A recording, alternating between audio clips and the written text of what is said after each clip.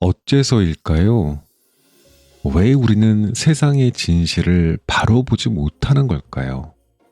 왜 그게 힘들까요?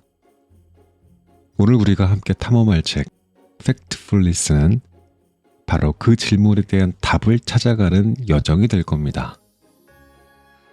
이 책의 저자 한스 로슬링은요, 우리가 세상을 있는 그대로 보지 못하게 만드는 10가지의 강력한 우리 안에 있는 본능을 제시합니다.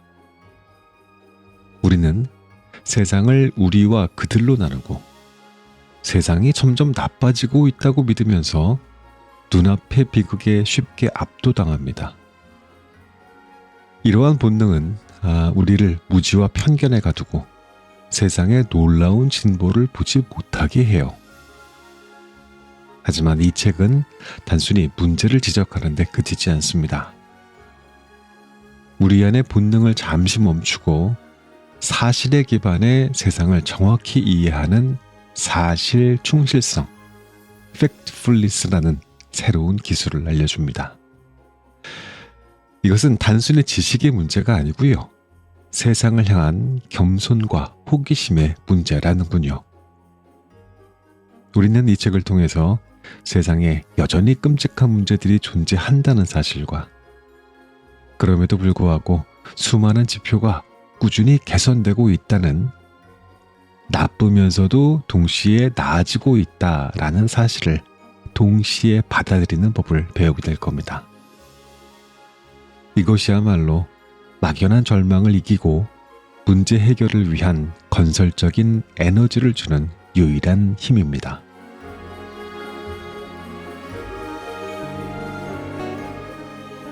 책 읽는 자작나무.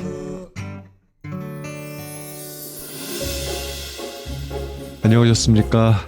가을 아저씨 책 읽는 자작입니다. 오늘은 여러분들께 하나의 질문으로 시작을 해볼까 합니다. 잘 들어보십시오. 잘 들으면 충분히 맞출 수 있어요. 만약 여러분께 전 세계 인구 중에 극빈층의 비율은 지난 20년간 어떻게 변했을까요? 라고 묻는다면 뭐라고 답하시겠습니까?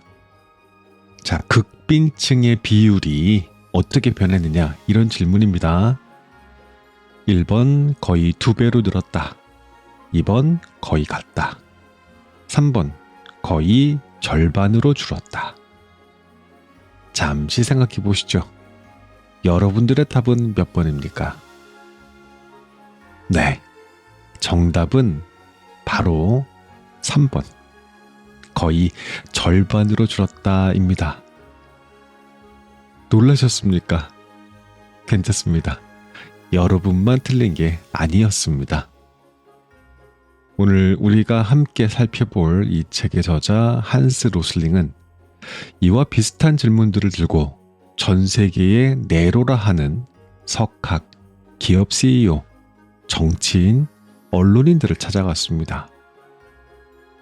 그 결과는요, 충격적이게도 정답률이 처참했다고 해요. 무작위로 답을 찍은 침팬지의 정답률인 33%보다도 훨씬 낮았대요. 이 똑똑한 사람들조차 세상에 대해서 침팬지보다도 못한 지식을 가지고 있었던 겁니다. 이 일화는 우리에게 아주 중요한 질문을 던집니다. 우리는 과연 우리가 사는 세상을 제대로 알고 있는가? 이 씁쓸하지만 중요한 질문에 대해 답을 찾아가는 여정. 오늘 영상이 그 첫걸음이 되어줄 겁니다. 자, 이 놀라운 테스트를 설계한 인물이 바로 오늘 깊이 파고들 책 Factfulness의 저자 한스 로슬링입니다. 그는 데이터계의 스티븐 호킹이라고 불릴 만큼 통계를 통해서 세상을 설명하는데 탁월했던 전설적인 테드 강연자였대요. 하지만 그를 단순한 통계학자로만 기억해서는 안 됩니다. 그는 평생을 아프리카 모잠비크와 같은 의료 현장에서 보낸 의사였습니다. 가난과 질병의 최전선에서 인간의 고통을 목격하고 인류에 대한 깊은 애정을 바탕으로 차가운 데이터를 따뜻한 통찰로 바꾸어낸 인물이죠. 이 책 팩트풀리스는 그가 암 투병 중 세상을 떠나는 마지막 순간까지 아들, 며느리와 함께 집필한 유작이라고 하는군요. 인류에게 남기고 싶었던 그의 마지막 메시지가 고스란히 담겨있는, 그래서 더더욱 묵직한 울림을 주는 책이라고 할 수 있겠습니다. 저는 오늘 이 책의 내용을 요약하는 것을 넘어서 우리를 세상과 단절시키는 거대한 오해의 벽, 그 벽을 만드는, 세상을 있는 그대로 보지 못하게 만드는 본능 중에서 몇 가지를 짚어서 말씀드려 볼 겁니다. 우리는 왜 세상을 우리와 그들로 나누려고 하는 간극 본능에 사로잡히는지, 왜 세상이 점점 나빠지고 있다고 믿는 부정 본능에 쉽게 굴복하는지, 그리고 왜 눈앞의 비극에 과도한 공포를 느끼는 공포 본능에서 헤어나오지 못하는지를 알아볼 겁니다. 그리고 그 함정들을 피해서 사실에 근거해 세상을 정확히 이해하는 기술, 팩트풀리스. 이 단어의 해석을 사실 충실성이라고 했는데, 실은 이 번역 자체 사실 충실성이라는 단어도 좀 쉽게 와닿지 않죠. 이 단어를 다시 한번 볼게요. 이렇게 이해하시면 됩니다. 팩트풀리스, 사실 충실성이란 내 감정이나 편견, 두려움으로 뭔가를 보는 게 아니고 있는 그대로 사실을 바탕으로 바라보려는 태도입니다. 아시겠죠? 자, 이 책을 끝까지 보신다면 뉴스를 볼 때, 세상의 문제에 대해 이야기할 때 이전과는 완전히 다른 시각을 갖게 되실 겁니다. 자, 그럼 세상을 꿰뚫어보는 새로운 눈을 장착할 준비 되셨습니까? 다 듣고 나시면 큰 지혜를 얻어가시게 될 겁니다. 오늘도 끝까지 함께 해주십시오.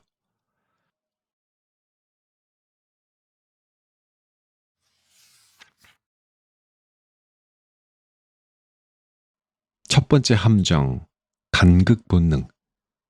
세상은 우리와 그들로 나뉘지 않았다. 우리가 세상을 오해하는 가장 큰 이유는 어쩌면 우리 머릿속 깊이 박힌 하나의 프레임 때문일지 모릅니다. 바로 선진국 대 개발도상국, 부자 대 가난한 자, 서구와 나머지 세계처럼 세상을 두 개의 극단으로 나누는 이분법적인 세계관인 거죠. 이것이 바로 모든 오해의 시작입니다. 저자는 이것을 간극 본능이라고 부릅니다. 모든 것을 양극단의 두 집단으로 나누고 그 사이에는 건널 수 없는 거대한 간극이 존재한다고 상상하는 인간의 강력한 본능이라는 거죠. 이 본능은 뉴스 헤드라인, 세계는 양극화되고 있다, 정치적인 담론, 그리고 우리의 무의식적인 편견 속에 스며들어 있습니다. 하지만 현실은 어떨까요? 저자는 이 낡은 프레임을 깨부수기 위해 아주 직관적인 대안을 제시합니다. 바로 4단계 소득 수준 모델입니다. 이 모델은 하루 소득을 기준으로 전 인류의 삶을 4개의 단계로 구분하며 그 사이에 존재하는 엄청난 규모의 중간층을 드러내줍니다. 1단계, 하루 2달러 미만으로 사는 사람들. 이들은 신발도 없이 몇 시간씩 걸어가 물을 길어와야 합니다.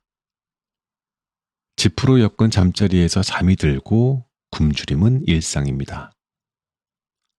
현금 경제 밖에 있으며 생존 자체가 가장 큰 과제입니다. 2단계, 하루 2에서 8달러로 사는 사람들. 이들은 돈을 모아 자전거를 살 수 있습니다. 이 자전거는 물을 길어오는 시간을 절반으로 줄여줍니다. 아이들을 학교에 보낼 수 있고 가스레인지로 요리를 할 수 있게 되어 연기에 의한 호흡기 질환에서 벗어날 수 있습니다.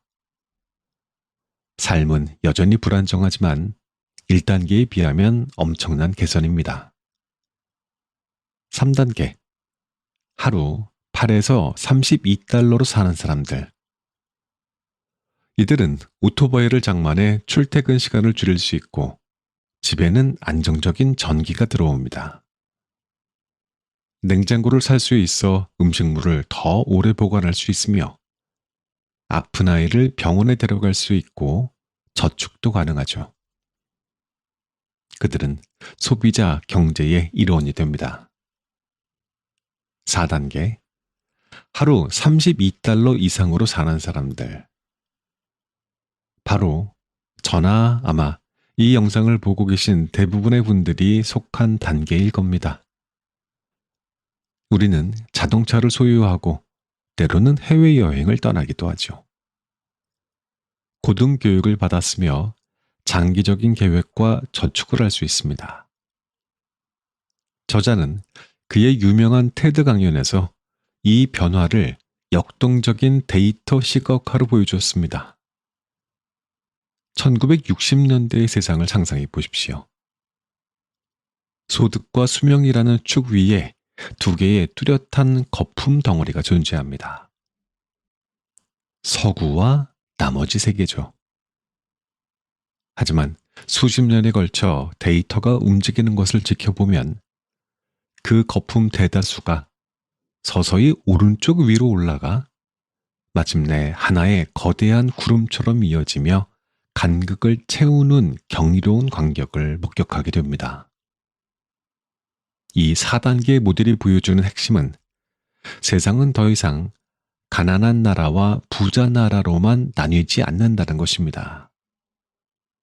전 세계의 인구의 대다수가 2단계와 3단계, 즉 중간 소득층에 속해 있다는 사실이야말로 우리가 깨달아야 할 진실입니다. 우리가 개발도상국이라는 단어 하나로 뭉뚱그려서 상상했던 그곳에는 사실 엄청난 차이를 가진 다양한 삶이 존재하고 있었다는 거죠. 이 간극 본능을 극복하기 위해서 우리는 기억해야 합니다. 평균 비교를 조심하고 극단 비교를 조심해야 할 것. 두 집단의 평균만 비교하면 그 안에 존재하는 다양한 스펙트럼을 놓치게 되고 가장 가난한 사람과 가장 부유한 사람만 비교하면 중간에 있는 대다수의 존재를 잊게 됩니다. 현실은 그렇게 극과 극으로만 나뉘지 않습니다. 대부분의 사람들은 그 중간 어딘가에 있습니다.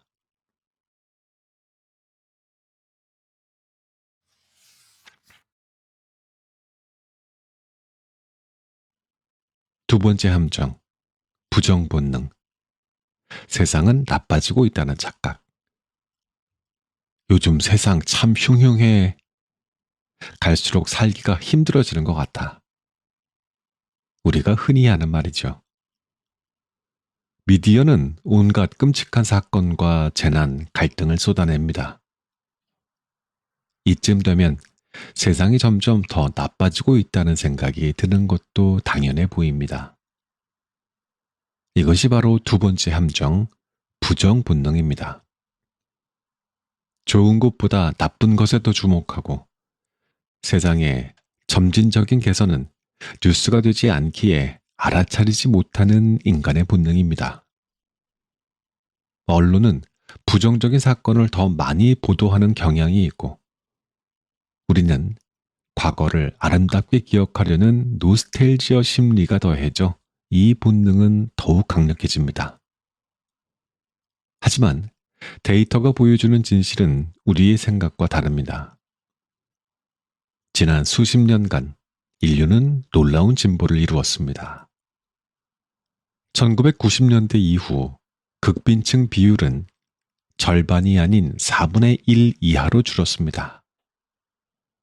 하루 1.9달러 미만으로 사는 사람들의 비율은 35%에서 10% 미만으로 떨어졌습니다. 전 세계 인구의 기대 수명은 70세를 넘었습니다. 이는 1800년대 기준 30세에서 2배 이상 증가한 수치입니다. 5세 미만 아동 사망률은 역사상 가장 낮은 수준으로 떨어졌습니다. 1800년대에는 세 아이 중 하나가 5세 생일을 보지 못했지만 오늘날 그 비율은 25명 중 1명 미만입니다. 전 세계 1세 아동의 88%가 어떤 질병이든 예방접종을 받습니다. 이는 인류 역사상 가장 많은 비율입니다. 이러한 긍정적인 변화들은 왜 우리 눈에 잘 띄지 않았을까요? 점진적인 개선은 뉴스가 되지 않기 때문이었습니다. 비행기 한 대가 추락하면 뉴스 헤드라인을 장식하지만 매일 수만 대의 비행기가 안전하게 착륙하는 사실은 보도되지 않는 것처럼 말이지요. 잔잔한 호수는 뉴스가 되지 않는다라는 저자의 말처럼 우리는 조용하고 지속적인 진보의 소리를 듣지 못하는 것입니다. 이 책에서 한스 로슬링은 맹목적인 낙관주의만 이야기하는 것이 아닙니다. 그는 매우 중요한 관점을 제시합니다. 바로 나쁘면서 동시에 나아지고 있다는 사실을 인정하는 것입니다. 서로 상충하는 두 가지 생각을 동시에 유지하는 것은 인지적으로 상당한 노력을 요구하는 일입니다. 하지만 세상에 아동 사망, 굶주림, 기후변화와 같은 끔찍한 문제들이 여전히 존재한다는 사실과 그럼에도 불구하고 수많은 지표가 꾸준히 개선되고 있다는 사실은 동시에 진실일 수 있습니다. 저자의 이 개념은 단순히 부정 본능에 대한 해독제일 뿐만 아니라 모든 것을 하나의 관점으로만 보려는 단일 관점 본능에 대한 강력한 처방전이기도 해요. 이것이 바로 사실에 기반한 희망입니다. 부정 본능을 이겨내기 위해 기억해야 합니다. 나쁜 소식은 우리에게 전달될 확률이 훨씬 높다는 것을 예상하고 점진적인 개선은 뉴스로 여기지 않는 우리 안의 경향을 인지해야 합니다. 세상은 틀림없이 나쁘지만 동시에 나아지고 있습니다.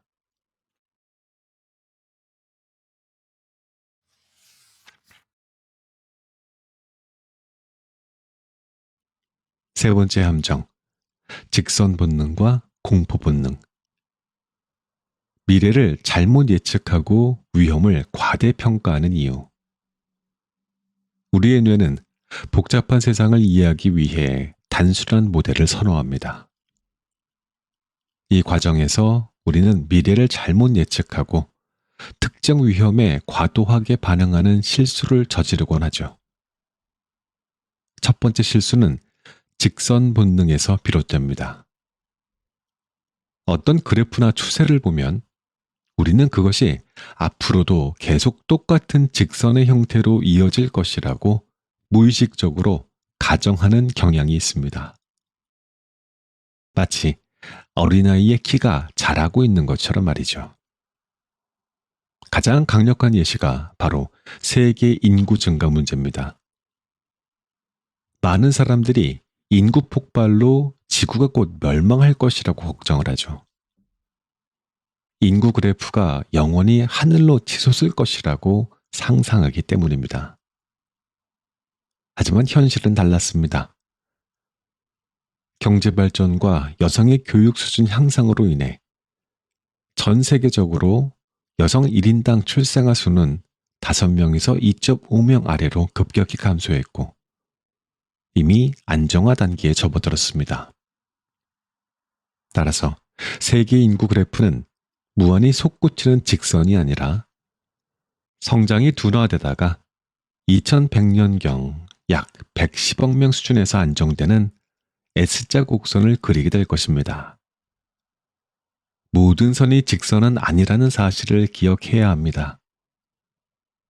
곡선, 물결, 언덕 모양 등 다양한 형태의 추세가 존재한다는 것이죠. 또한 두 번째 실수는 공포 본능과 관련이 있습니다. 자연재해, 테러, 비행기 사고, 납치처럼 언론에 자주 등장하는 극적이고 끔찍한 위험에 대해 우리는 실제보다 훨씬 더 큰 공포를 느낍니다. 우리의 뇌는 생존을 위해 물리적인 폭력이나 감금, 오염과 같은 위협에 즉각적으로 반응하도록 진화했기 때문이죠. 미디어는 우리의 주의를 끌기 위해 바로 이러한 본능적인 공포를 자극하는 사건들을 선택적으로 보도합니다. 하지만 공포가 곧 위험을 의미하지는 않습니다. 저자는 공포 본능을 극복할 강력한 도구를 제시합니다. 바로 위험성이란 실제 위험 곱하기 노출이라는 공식입니다. 어떠한 사건이 아무리 끔찍하고 무서워 보여도 그것이 나에게 노출될 확률, 즉 일어날 가능성이 극히 낮다면 실제 나의 위험성은 낮은 것입니다. 예를 들어 테러보다는 자살, 비행기 사고보다는 자동차 사고가 훨씬 높은 확률로 우리의 생명을 위협합니다. 하지만 우리는 후자에 대해 훨씬 덜 공포를 느끼죠. 우리는 두려움에 압도당하기 전에 질문해야 합니다. 이것이 얼마나 위험한가? 그리고 내가 여기에서 얼마나 노출되어 있는가? 이렇게 위험성을 객관적으로 계산할 때 우리는 비로소 불필요한 공포에서 벗어나 진짜 중요한 위험, 예를 들어 당뇨병이나 고혈압 같은 생활습관병에 집중할 수 있습니다. 직선이라고 단정하지 말고 감정이 아닌 계산으로 위험성을 판단하시기 바랍니다.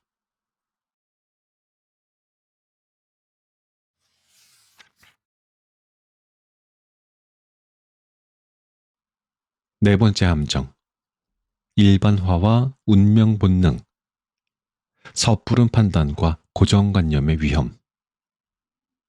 아프리카 사람들은 모두 가난하게 살아. 이슬람 문화는 절대 변하지 않을 거야. 이런 생각 한 번쯤 해보신 적 있으십니까? 특정 집단이나 문화에 대한 우리의 고정관념은 사실과 얼마나 다를까요? 우리는 몇 가지 사례만으로 전체 집단을 판단하려는 일반화 본능을 가지고 있습니다. 복잡한 세상을 이해하기 위해 범주화는 꼭 필요하지만 섣부른 일반화는 심각한 오해와 편견을 낳습니다. 우리는 그들에 대한 단일한 이미지를 만들어내고 그 집단 내의 엄청난 다양성을 완전히 무시해버립니다. 이러한 함정을 극복하기 위해 우리는 집단 내의 차이점과 집단 간의 유사점을 적극적으로 찾아봐야 합니다. 여기에 아주 훌륭한 도구가 있습니다. 저자의 며느리인 안나 로슬링 렌룬드가 만든 달러 스트리트 프로젝트입니다. 이 웹사이트에 접속하면 전 세계 수많은 가정의 살림살이를 소득 수준별 사진으로 비교해 볼 수 있습니다. 칫솔, 신발, 장난감, 변기 같은 일상용품들이 소득에 따라 어떻게 달라지는지 한눈에 보입니다. 탄자니아의 3단계 가정과 브라질의 3단계 가정의 부엌을 비교해 보면 그 유사성에 놀랄 것입니다. 달러 스트리트는 우리에게 강력한 메시지를 던집니다. 국적, 종교, 문화가 달라도 소득 수준이 비슷하면 살아가는 모습과 갖고자 하는 꿈과 필요가 놀랍도록 비슷하다라는 것을요. 우리는 문화보다 소득이 더 큰 차이를 만든다는 사실을 깨닫게 됩니다. 일반화 본능과 맞닿아 있는 또 다른 함정은 운명 본능입니다. 아프리카는 영원히 가난할 것이라던가 특정 문화는 결코 변하지 않을 것이라고 믿는 경향입니다. 마치 그들의 운명이 정해져 있는 것처럼요. 이 본능은 우리로 하여금 개선의 가능성과 현재 진행 중인 변화를 보지 못하게 막습니다. 하지만 사회와 문화는 바위처럼 고정된 것이 아니라 천천히 흐르는 강물과 같습니다. 지난 수십 년간 아시아와 아프리카의 수많은 국가는 우리 할아버지 세대와는 완전히 다른 모습으로 엄청난 변화를 겪었습니다. 한국은 전후 폐허에서 세계적인 경제 대국으로 성장했고, 보츠와나, 인도네시아 등 많은 국가들이 경제 성장과 사회 발전을 이루었습니다. 더딘 변화도 분명한 변화입니다. 내 머릿속 지식을 꾸준히 업데이트하지 않으면 우리는 과거의 세상에 갇혀 현재를 오해하게 될 겁니다. 이러한 사실은 우리에게 흥미로운 질문을 던집니다. 오늘날 우리가 우리 사회에 대해 굳게 믿고 있는 진실들 중 과연 어떠한 것들이 50년 뒤에는 그저 낡은 역사적인 유물처럼 보이게 될까요?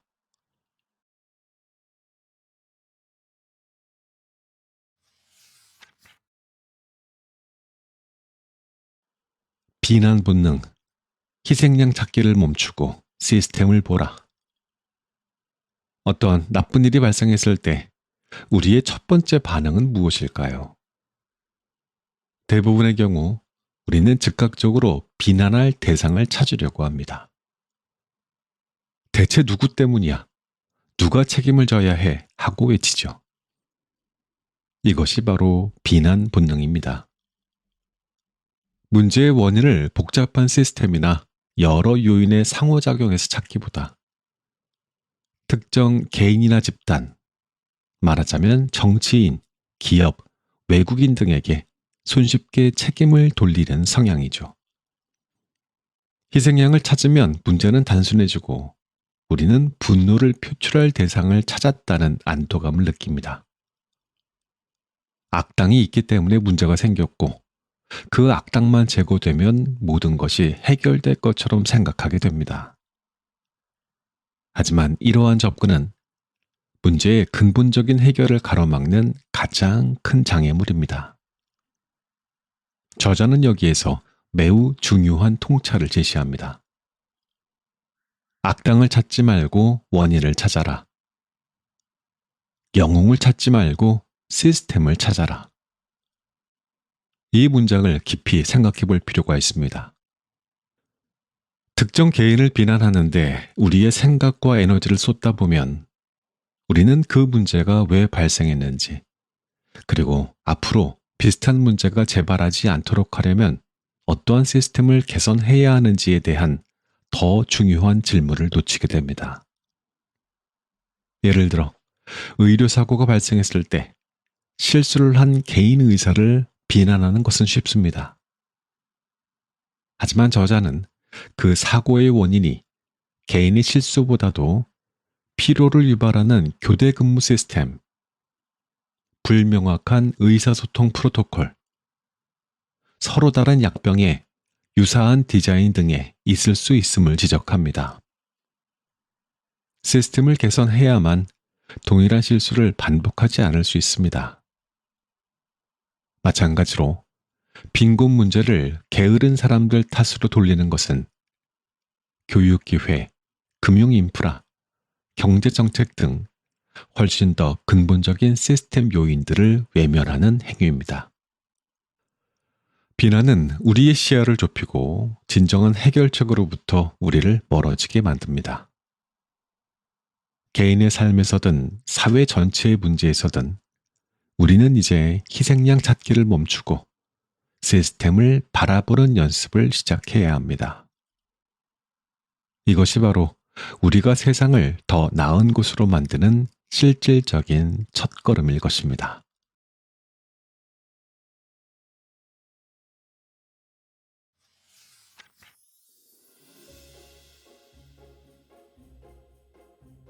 이 책의 전체적인 요약은 여기까지 하겠습니다.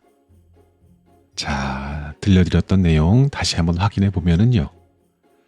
우리 안에는 10가지의 본능이 있는데 이제 그 중에서 몇 가지 말씀드렸는데 이것은 우리가 세상을 오해하게 만드는 우리 안에 강력한 본능이었다는 겁니다.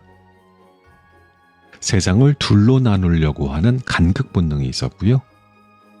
나쁜 소식에만 귀를 기울이려는 부정 본능이 있었고 모든 것이 직선으로만 변할 것이라는 직선 본능, 위험을 과대평가하는 공포 본능, 섣불리 일반화하는 일반화 본능, 그리고 희생양을 찾는 비난 본능까지. 이것들은 우리가 극복해야 될 결함이라고 하기보다는요, 우리가 관리하고 알아차려야 할 인간의 자연스러운 경향에 가깝습니다. 그리고 이 본능들을 일단 알아차리고 다스리는 기술이 바로 이 책의 핵심, 팩트풀리스였습니다. 이 책의 제목, 사실 충실성의 진정한 의미가 뭐였죠? 아까 인트로 때 말씀드렸죠? 이 책의 제목이자 핵심 개념인 사실 충실성, 팩트풀리스는 이는 단순히 많은 사실을 아는 지식의 문제가 아니었습니다. 사실 충실성이란 세상을 사실에 근거해서 바라보려는 태도와 꾸준한 습관을 의미했죠. 그리고 이것을 실천하기 위해서 우리에게 2가지 핵심 덕목이 필요했습니다. 굉장히 쉽습니다. 바로 겸손과 호기심입니다. 겸손이란 내가 모든 것을 알지 못하며 내 지식에는 한계가 있음을 솔직히 인정하려는 태도입니다. 모른다라고 말하는 것을 두려워하지 않는 용기이기도 하죠. 또 2번째, 호기심이란 나의 기존 세계관과 다른 새로운 정보를 만났을 때 그것을 밀어내지 않고 적극적으로 받아들이면서 끊임없이 배우려는 자세입니다. 이 2가지 태도가 있을 때 우리는 비로소 우리의 본능적인 반응을 잠시 멈추게 되고 사실을 향해서 한 걸음 더 다가갈 수 있습니다. 물론 이 책을 읽고 다른 기사들을 좀 읽어봤는데 이 책의 관점이 완벽한 것은 아니더라고요.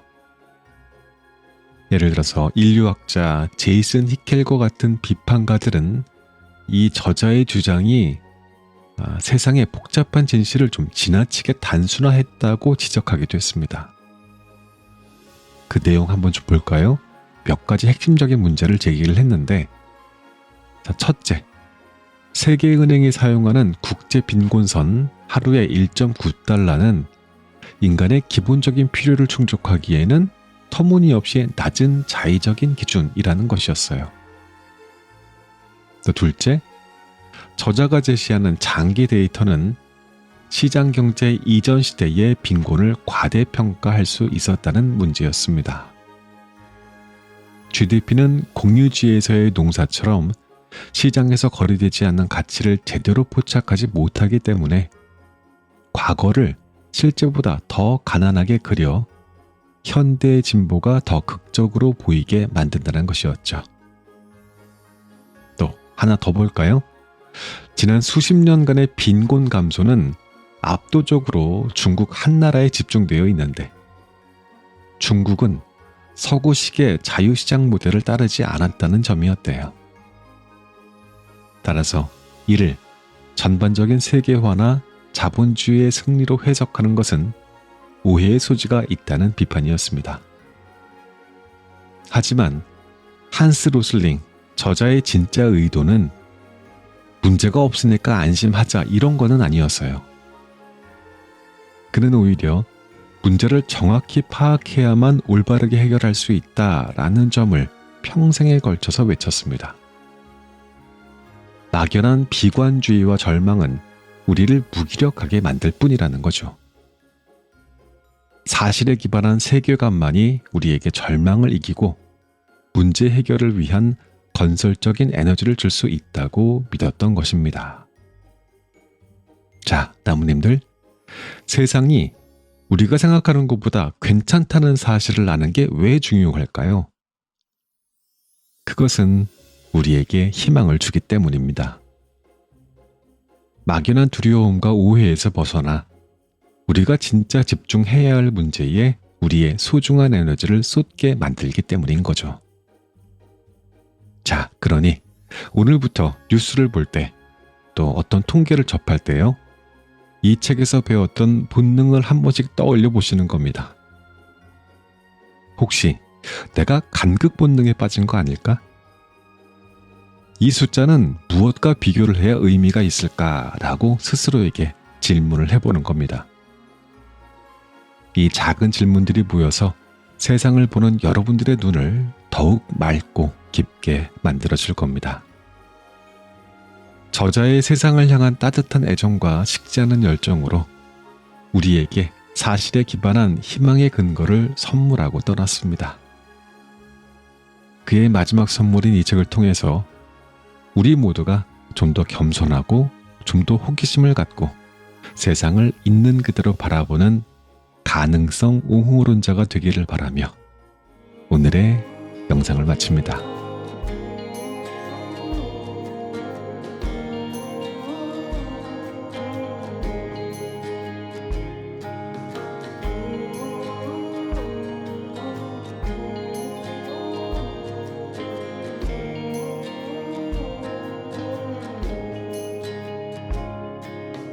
Here, the ocean is near, where you dug a hole and buried my fear. And we scattered like trees, sometimes in line, but I'm down all the time. You wait, but still trouble by trouble by trouble by trouble, too late. It's all trouble by trouble by trouble by trouble now.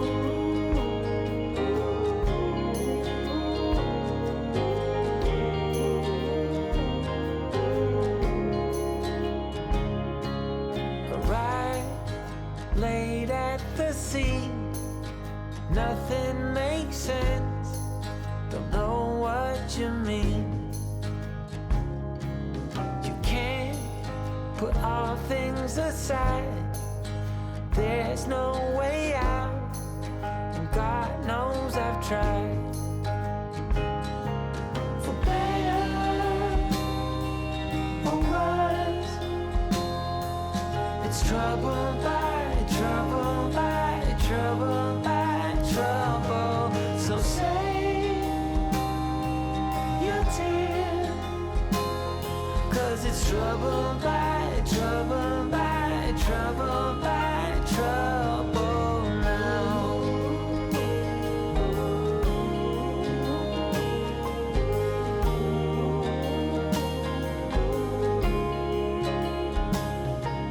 You take all that is left, nothing to mourn, and no looking back. Aside, we're caught in the wind, where our story ends, another begins.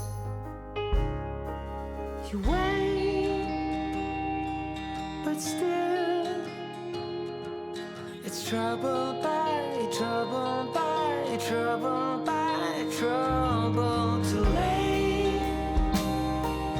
It's all trouble by